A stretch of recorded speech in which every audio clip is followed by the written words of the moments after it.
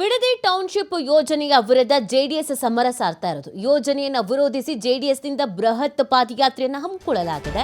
Bidadi township ಯೋಜನೆಯ ವಿರುದ್ಧ ಈ ಒಂದು ಪಾದಯಾತ್ರೆ.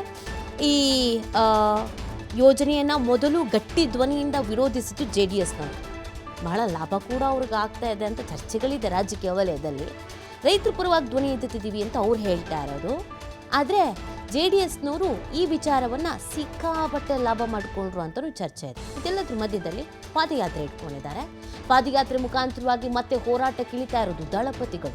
ಬಿಡದಿಯಿಂದ ಬೆಂಗಳೂರಿಗೆ ಪಾದಯಾತ್ರೆ ಮುಖಾಂತರ ಹೋರಾಟ. ಜುಲೈ 30ರಿಂದ ಆಗಸ್ಟ್ 1ರವರೆಗೆ 3 ದಿನಗಳ ಕಾಲ ಪಾದಯಾತ್ರೆ ಇಟ್ಕೊಂಡಿದ್ದಾರೆ. ಟೌನ್ಶಿಪ್ ಯೋಜನೆಯ ಹಳ್ಳಿಗಳಲ್ಲಿ ಪಾದಯಾತ್ರೆ ಮುಖಾಂತರ ರೈತರನ್ನ ಭೇಟಿಯಾಗೋದು, ಬಳಿಕ ಬಿಡದಿಯಿಂದ ಫ್ರೀಡಂ ಪಾರ್ಕ್ವರೆಗೆ ಪಾದಯಾತ್ರೆ ಅಂತ ಹೇಳ್ತಾ ಇದ್ದಾರೆ. ಈಗಾಗಲೇ ಈ ಟೌನ್ಶಿಪ್ ವಿಚಾರಕ್ಕೆ ಸಂಬಂಧಪಟ್ಟಂತೆ ಸಾಕಷ್ಟು ಅಸಮಾಧಾನ, ಆಕ್ರೋಶ ರೈತರು ವ್ಯಕ್ತಪಡಿಸ್ತಾ ಇದ್ದಾರೆ. ಇವರ ಪರವಾಗಿ ಇವರಿಂದ ನಿಲ್ಲಿಸಬೇಕು, ಯೋಜನೆಯನ್ನು ಕೈ ಬಿಡಬೇಕು ಅಂತ ಕಾನೂನು ಹೋರಾಟಗಳನ್ನು ಕೂಡ ನಾವು ಕೈಗೆತ್ತಿಕೊಳ್ತೇವೆ ಅನ್ನುವಂಥ ಮಾತನ್ನು ಹೇಳಿದ್ವಿ.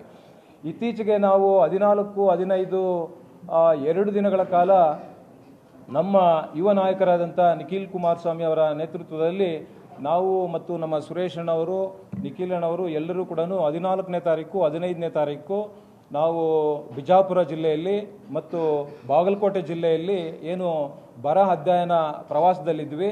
ಆವತ್ತಿನ ಸಂದರ್ಭದಲ್ಲಿ 15ನೇ ತಾರೀಕು ಇವರು 4 ಹಳ್ಳಿಗಳ ಏನು ಒಂದು ಅಧಿಸೂಚನೆಯನ್ನು ಹೊರಡಿಸ್ತಾರೆ. ಆವತ್ತಿನ ನಾವು ಲಂಚ್ ಟೈಮಲ್ಲಿ ಅಲ್ಲಿ ಕೂಡ ಒಂದು ಸಭೆಯನ್ನು ಮಾಡಿದ್ವಿ. ನಮ್ಮ ಮುಖಂಡರೆಲ್ಲರೂ ಕೂಡ ಸಭೆಯನ್ನು ಮಾಡಿದ್ವಿ.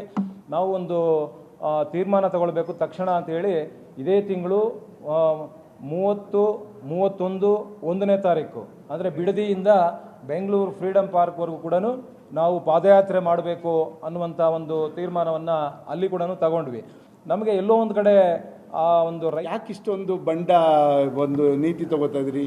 ಅಲ್ಲಿಯ ಸ್ಥಳೀಯ ಶಾಸಕರು ನಮ್ಮ ಪಕ್ಷದಾಗಿದ್ದಾಗ ಒಂಥರ ಮಾತಾಡ್ತಾರೆ, ಇವಾಗ ಒಂಥರ ಮಾತಾಡ್ತಾರೆ. ಯಾವ ಒಂದು ಇದು ಡ್ಯುಯಲ್ ಸ್ಟ್ಯಾಂಡ್ ಯಾರ್ದಿದೆ? ಈ ಥರ ಯಾಕೆ? ನಮ್ಮ ಅನುಕೂಲಕ್ಕೆ ತಕ್ಕಂತೆ ಇವತ್ತು ಜನಗಳನ್ನ ನಾವು ದಿಕ್ಕು ತಪ್ಪತಕ್ಕಂಥ ಕೆಲಸ ಮಾಡೋದಕ್ಕೆ ಹೊರಟಿರ್ತಕ್ಕಂಥದ್ದು ಸರಿಯಲ್ಲ.